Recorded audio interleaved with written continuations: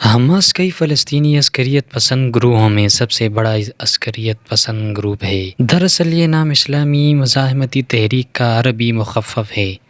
اس تحریک کی ابتدا سن 1987 میں مغربی کنارے، ویسٹ بینک اور غزہ کی پٹی پر اسرائیلی قبضے کے خلاف شروع ہونے والی پہلی فلسطینی مزاحمت کے آغاز کے بعد ہوئی تھی۔ انفو ٹی وی میں خوش آمدید۔ چینل کو سبسکرائب کر لیں اور ساتھ میں بیل آئیکن کو دبا دیں۔ ناظرین، حماس کے چارٹر یعنی منشور کے مطابق یہ گروہ اسرائیل کی تباہی کے لیے پرعزم ہے۔ ابتدا میں حماس کا دو بنیادی مقاصد تھے، جن میں سے ایک فلسطینیوں کے لیے معاشرتی بہبود کے پروگرام چلانا اور دوسرا اسرائیل کے خلاف مسلح جدوجہد کرنا تھا۔ مسلح جدوجہد کرنے کی ذمہ داری بنیادی طور پر حماس کی عسکری ونگ عز الدین القسام بریگیڈ کی تھی۔ وقت کے ساتھ ساتھ اس گروہ کی طاقت بڑھتی رہی اور سن 2005 کے بعد حماس نے فلسطینی سیاسی عمل میں شمولیت اختیار کرنا شروع کی۔ اگلے ہی برس یعنی سن 2006 میں حماس نے فلسطین کے قانون ساز انتخابات میں فتح سمیٹی اور سن 2007 میں اس وقت کے صدر محمود عباس کی فتح تحریک پر سبقت لیتے ہوئے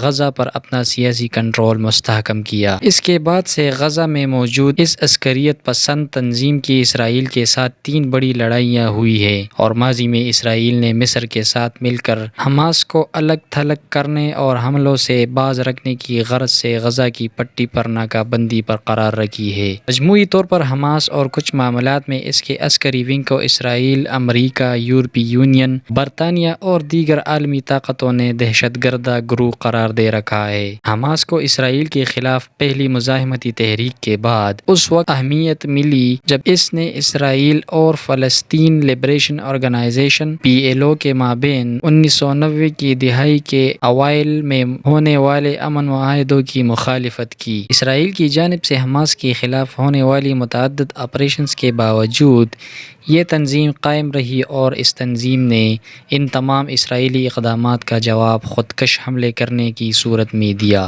فروری اور مارچ 1996 میں بم بنانے کے اپنے ایک ماہر کارکن یحییٰ عیاش کی ہلاکت کا بدلہ لینے کے لیے بسوں میں متعدد خودکش دھماکے کیے گئے، جن میں 60 کے قریب اسرائیلی شہری ہلاک ہوئے تھے۔ یحییٰ عیاش کی ہلاکت دسمبر 1995 میں ہوئی تھی۔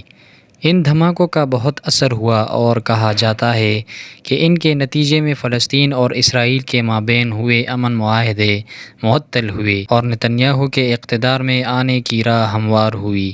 نتن یاہو اوسلو معاہدے کے پہلے ہی سخت مخالف تھے۔ اوسلو معاہدہ اسرائیل اور فلسطین لبریشن آرگنائزیشن کے مابین ہونے والا امن معاہدہ تھا۔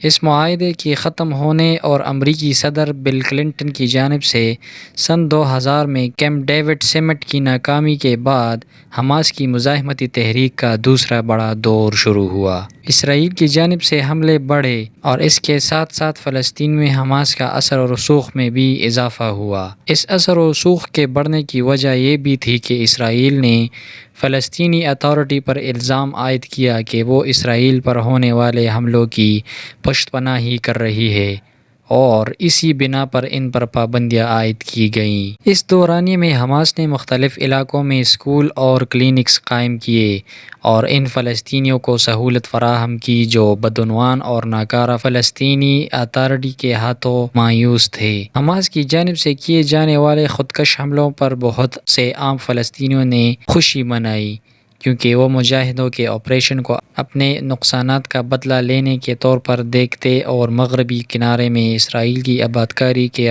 رد عمل میں تھی۔ سن 2000 میں حماس کو شدید نقصان اس وقت پہنچا جب مارچ اور اپریل کے مہینے میں حماس کے روحانی پیشوا شیخ احمد یاسین اور ان کے جانشین عبدالعزیز کو غزہ میں اسرائیلی میزائل حملوں کے ذریعے قتل کیا گیا۔ فتح کے رہنما یاسر عرفات کی اسی برس ہلاکت کے بعد نومبر میں فلسطینی اتھارٹی کو محمود عباس کی صورت میں نئی قیادت میسر آئی۔ محمود عباس حماس کی جانب سے کیے جانے والے راکٹ حملوں کو فائر کو غیر فائدہ مند سمجھتے تھے۔ جب حماس نے سن 2000 میں فلسطینی پارلیمانی انتخابات میں زبردست فتح حاصل کی تھی تو اس گروپ کی فتح گروپ کے ساتھ اقتدار کے حصول کے لیے ایک تلخ کشمکش شروع ہوئی۔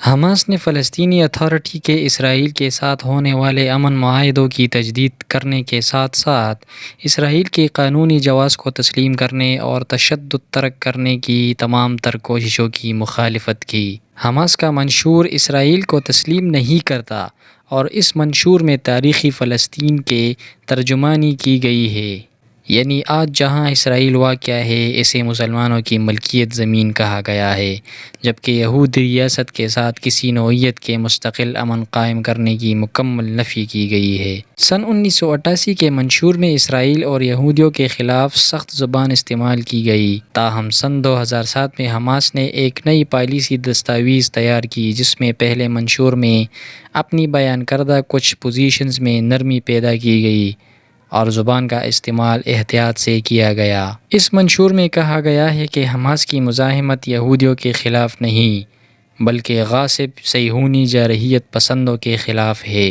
اس بارے میں اسرائیل کا کہنا ہے کہ یہ دنیا کو بیوقوف بنانے کی ایک کوشش ہے۔ نتیجتاً حماس کی زیر قیادت بننے والی نئی فلسطینی حکومت پر اسرائیل اور اس کے مغربی اتحادیوں نے سخت اقتصادی اور سفارتی پابندیاں عائد کر دیں۔ سن 2007 میں حماس کی جانب سے غزہ میں فتح گروپ کی وفادار طاقتوں کو بے دخل کرنے کے بعد اسرائیل نے غزہ کی مزید سخت ناکہ بندیاں شروع کیں۔ اس دوران حماس کی جانب سے اسرائیل پر راکٹ حملوں اور اسرائیل کی جانب سے فلسطین پر فضائی حملوں کا سلسلہ بھی جاری رہا۔ اسرائیل حماس کو غزہ کی پٹی سے اسرائیل پر ہونے والی تمام تر حملوں کا ذمہ دار سمجھتا ہے۔ دسمبر 2008 میں اسرائیلی فوج نے راکٹ حملوں کو روکنے کے لیے آپریشن کاسٹ لیٹ کا آغاز کیا۔ اس آپریشن کے دوران اسرائیل کی جانب سے کیے گئے حملوں میں 22 روز میں 1300 سے زیادہ فلسطینی شہید کیے گئے، جبکہ جوابی حملوں میں 13 اسرائیلی ہلاک کیے گئے۔ اسرائیل نے نومبر 2012 میں آپریشن پلر آف ڈیفنس شروع کیا اور اس آپریشن کو شروع کرنے کی وجوہات بھی لگ بھگ وہی بتائی گئیں جن کی بنیاد پر آپریشن کاسلیٹ شروع کیا گیا تھا۔ 8 روز تک جاری رہنے والی یہ آپریشن پلر آف ڈیفنس کے دوران اسرائیلی حملوں میں 170 کے قریب فلسطینی شہید ہوئے، جبکہ حماس کے حملوں میں 6 اسرائیلی مارے گئے۔ اسرائیل کی جانب سے اس آپریشن کی ابتدا